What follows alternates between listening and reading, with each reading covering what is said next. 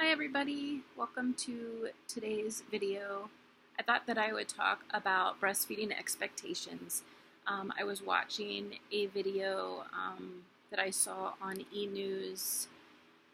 I don't know who the girl is, but she was talking about her breastfeeding experience and the pain that she went through about 24 to 48 hours after starting breastfeeding.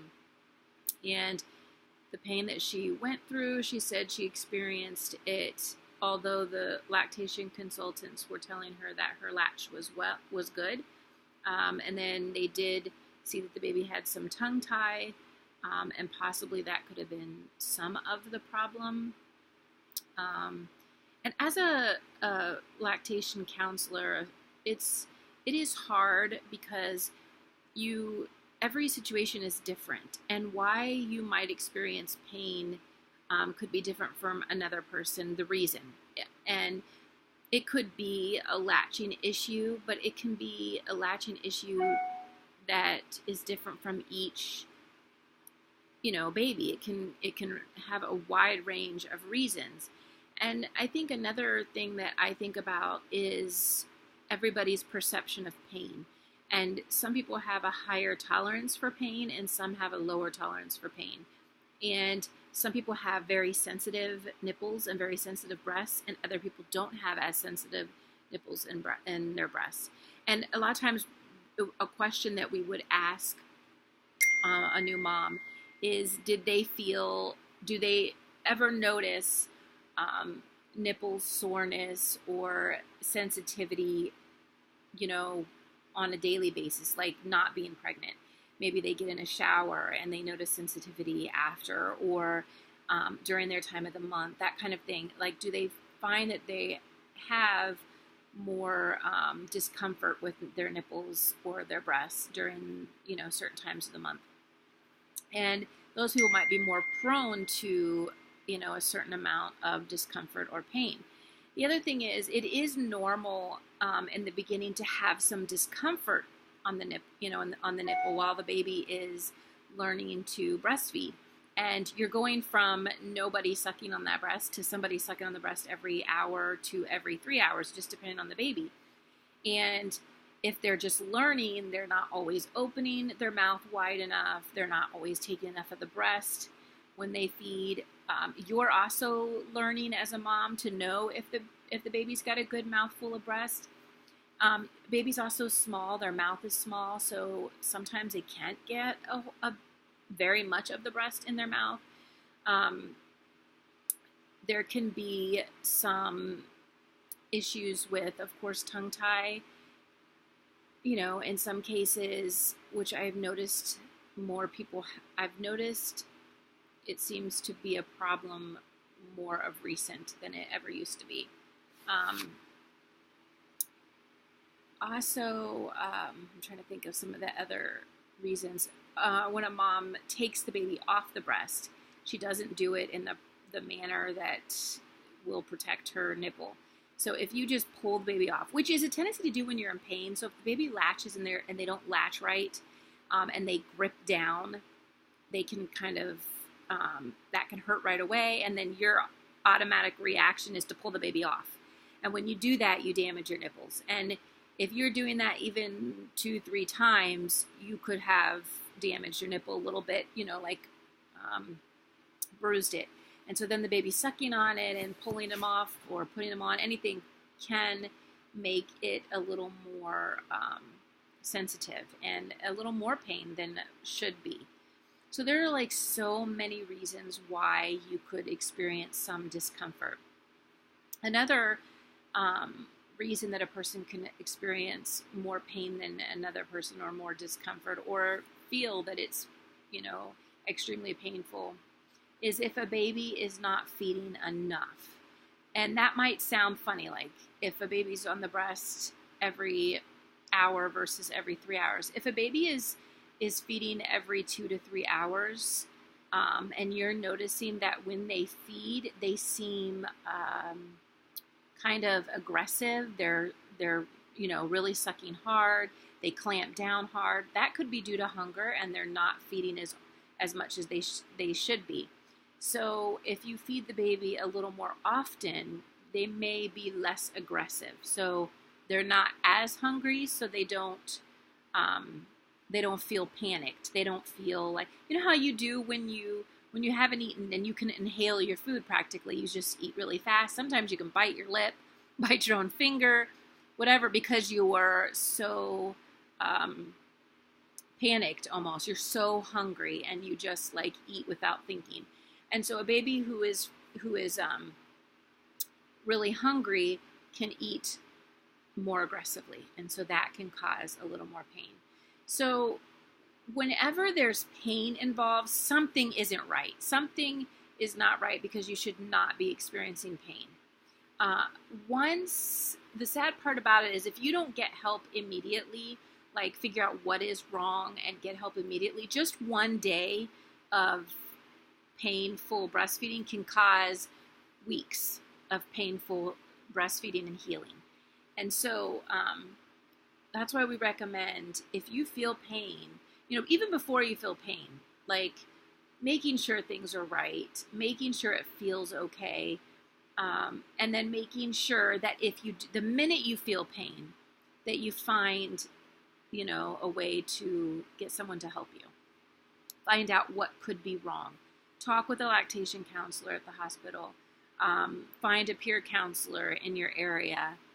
If you're on WIC, they usually will have peer counselors that you can talk to, usually at any time of day. You can call them while they're in clinic. A lot of times they have cell phones. You can email them, that kind of thing. And then there's certified lactation counselors that are also usually within the area. You can search for a IBCLC or a CLC in the area. A lot of them will have private practices. Sometimes they'll be in a clinic and you can go into a clinic. Sometimes your own doctor or a pediatrician can kind of help observe. It just depends if they have experience. Sometimes those pediatricians can refer you to a specialist or somebody that can help you. So you really want to be looking for that help before you have the baby if possible, but even before you have problems, start looking for that source. Another source is the La Leche League. If you can look for one in the area, because usually there is, and there's a contact number, and you can get in contact with somebody and they can help you. So there's usually a lot out there that can help you, and just kind of even, a lot of times for me, I like to observe. It's harder to talk to a mom over the phone and she's telling you. One thing that I noticed is once I observed the mom, I would catch something, like the pulling off the breast improperly. If you don't break putting your finger in their mouth and breaking the suction before you pull them off, that can damage your nipple. And so I would see right away that was a problem, and I knew right away that was the reason they were experiencing so much pain. And then we've got to heal the nipple before we can, continue. And sometimes it might mean that you use a nipple shield. Sometimes it might mean that you pump a little bit to give your nipples a break to heal. Whatever, you're not a bad mom if you have to stop putting the baby to the breast, pump, get them healed, and then put the baby back to the breast. I would recommend using a nipple shield before I would take a baby, to see if that would work, before I would take a baby off the breast altogether. But then there are some cases where you would have to, where the nipple would need to heal before baby can go back on. And thankfully, a lot of times, hopefully you can have one breast that's not as painful, and you can try to just feed on that side and pump the other side. Because babies do tend to favor one over the other. The other thing I did notice when I worked at WIC was the differences in nipple sizes on a mom. So some moms have very small nipples, some have very large nipples, and this can play a part in the pain and latching, because a baby, especially with a larger nipple, the baby can't get as much of the breast in their mouth, so they tend to nipple feed. And so it might be a little more work to make sure that baby gets enough of that breast in their mouth. So that's kind of what I was thinking about that I would do today for a video, because I just, after seeing that, I think expectations of what breastfeeding is and what it should be and what it sometimes the actual experience can be it can let you down. It can make you feel like somehow you failed. And so I kind of wanted to talk about that expectation of it being super easy or being really hard. Every circumstance is different. It could be really easy with one child and really hard with another. It could never be hard at all. It could, always come naturally for you and your baby, and then other times for other people it's not as easy. There is no one shoe fits all type of thing. It is different for everybody, but it is the best way to feed the baby. And so if it comes down to the fact that all you can do is pump and feed the baby through a bottle, that's still better than not feeding them the breast milk at all. I would just try to help that mom as much as possible to be able to breastfeed, and if she couldn't or if she chose not to, she shouldn't feel like a bad mom. And I just hate the fact that when a mom stops breastfeeding, she feels like somehow she's let the world down. She's let herself down. She's let the baby down. And although, yes, you want to be able to continue breastfeeding, and I don't know if it is practical to say that you won't feel that way, because for me personally, I always felt it. Like, I don't know if it's just because of what people make us feel, what the expectations we put on ourselves, or what the world puts on us. I really don't know, because we all want to do the best we can. We want to give our babies the best, but that doesn't mean that if we have to feed them formula that somehow we failed. And that's where, I struggle, because, as much as I'm a complete breastfeeding advocate and I advocate for it, I do understand the uses of formula and why a mom may choose to go that route, and she shouldn't feel like somehow she's failed.